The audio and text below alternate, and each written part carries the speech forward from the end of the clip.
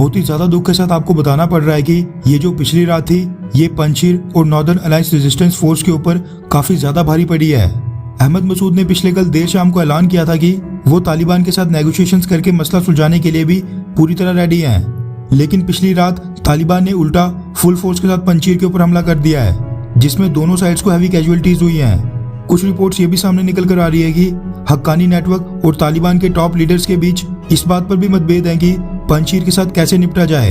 पाकिस्तान द्वारा backed Haqqani network नहीं चाहता है कि पंजशीर से बातचीत करके मसला सुलझे।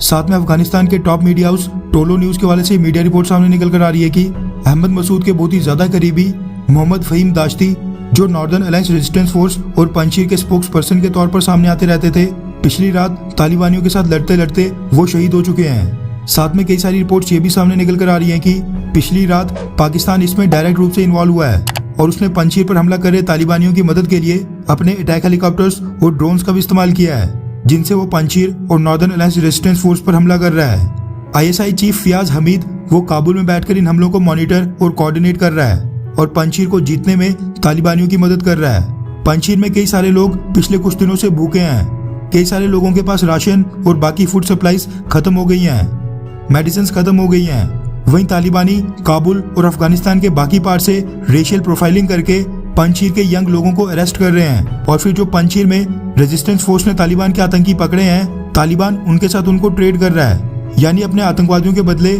पंजशीर के उन लोगों को छोड़ा जा रहा है। साथ में पंजशीर वैली के बॉर्डर्स पर बिछे लैंडमाइन के ऊपर पहले पंजशीर के लोगों को अरेस्ट करके उनको भेजा जा रहा है और कंफर्म किया जा रहा है कि क्या इधर लैंडमाइंस तो नहीं बिछे हैं। पंजशीर में सिचुएशन बहुत ही ज्यादा नाजुक है। अहमद मसूद और अमरुल्ला सालेह दोनों ने पंजशीर से भागने से बिल्कुल मना कर दिया है। मैंने आपको अपनी लगभग हर एक वीडियो में बताया था कि पंजशीर और northern alliance resistance force no doubt बहुत ही ज्यादा बहादुर और साहसी हैं, लेकिन बिना भारी देश की मदद के, बिना सप्लाईज के, बिना हथियार के ये भी ज्यादा दिनों तक तालिबानियों के आगे नहीं टिक पाएंगे, क्योंकि 1990s में सोवियत और तालिबान के खिलाफ लड़ने के लिए पंजशीर को तब भारी देशों से मदद आती थी और पंजशीर उस मदद का बेहतरीन इस्तेमाल करता था। मैं आपको एक बार फिर से बता दूं कि पंजशीर में स्थिति बहुत ही नाजुक है और पंजशीर का किला ढहने के पूरे आसार लग रहे हैं। आई होप ऐसा बिल्कुल ना हो, लेकिन मैं ये वीडियो सुबह के 6 बजे रिकॉर्ड कर रहा हूँ और अभी इसी तरह की अपडेट सामने निकल कर आ रही है। लेकिन मैं यहाँ पर मेंशन करना चाहता हूँ कि रेजिस्टेंस फोर्सेस बहुत ही बहादुरी से तालिबानियों का सामना कर रही हैं। तालिबानियों के पास तो खैर हाईटेक US मेड वेपन्स हैं, नाइट विजन डिवाइसेस और कई तरह के साजो सामान हैं, मगर इस बार दुख इस बात का है कि भारतीय सरकार भी पाकिस्तान के सीजफायर वाले प्रोपेगेंडा में आ गई और पाकिस्तान को वेस्टर्न फ्रंट पर मजबूत होने का मौका दे दिया और खुद आराम से बैठकर पहले तालिबान द्वारा अफगानिस्तान का टेक ओवर देखा और अब पंजशीर में जो पाकिस्तान तबाही मचा रहा है उसको देख रही है। अगर भारत की तरफ से LOC और इंटरनेशनल बॉर्डर पर कार्रवाई जारी रहती, पाकिस्तान आर्मी पर प्रेशर जारी रहता, तो पाकिस्तान कभी टू फ्रंट पर इतनी मजबूती से कंसंट्रेट और कोऑर्डिनेट नहीं कर पाता। मैं यहाँ पर इंडियन आर्मी को गलत नहीं कह रहा हूँ, क्योंकि ये डिसीजन आर्म्ड फोर्सेस का नहीं होता है, बल्कि इस तरह के डिसीजन पॉलिटिकल होते हैं। वहाँ पर तालिबान ने यह भी क्लेम कर दिया है कि उन्होंने पंजशीर की हर एक डिस्ट्रिक्ट पर कब्जा कर दिया है।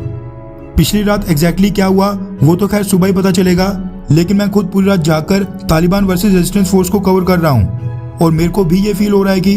गुड वर्सेस बैड की इस लड़ाई में कैसे ये दुनिया के बड़े बड़े लोकतांत्रिक देश पंजशीर, अहमद मसूद और अमरुल्ला सालेह जैसे लोगों को धोखा दे सकते हैं, जो कि अच्छाई के लिए लड़ रहे हैं, जबकि तालिबानी जो एक आतंकवादी संगठन है उस पर कोई भी देश बिल्कुल भी प्रेशर नहीं बना रहा है। पंजशीर में जो आज की डेट में हो रहा है, जिस तरीके से दुनिया के बड़े बड़े लीडर्स बिल्कुल स्पेक्टेटर्स यानी दर्शक बनकर देख रहे हैं, जिनमें USA, ब्रिटेन, फ्रांस समेत भारत की पॉलिटिकल लीडरशिप भी शामिल है, सभी लीडर्स की ये चुप्पी दिखाती है कि जो बड़े बड़े मंचों पर जाकर भाषण दिया करते हैं, ये सब वैल्यूज और गुड वर्सेस बैड की बातें करते हैं, ये सब कुछ झूठ होता है।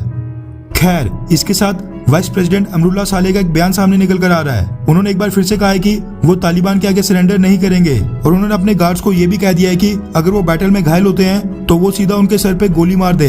वो शहादत देना ज्यादा पसंद करेंगे। अफगानिस्तान और पंजशीर से आ रही और भी कई सारी अपडेट्स को हम लगातार कवर करते रहेंगे। अगर आपने हमारे चैनल इंडियन अफेयर्स को अभी तक सब्सक्राइब नहीं किया है तो प्लीज आगे बढ़ने से पहले जल्दी से सब्सक्राइब कर दें और सभी नोटिफिकेशंस के लिए बेल आइकन दबाना ना भूलें। साथ में पंजशीर और नॉर्दर्न अलायंस रेजिस्टेंस फोर्स के लिए प्रे करना ना भूलें। आई होप पंजशीर का आखिरी किला तालिबान के आगे ना ढहे और पंजशीर से कोई गुड न्यूज निकल कर आए। जय हिंद।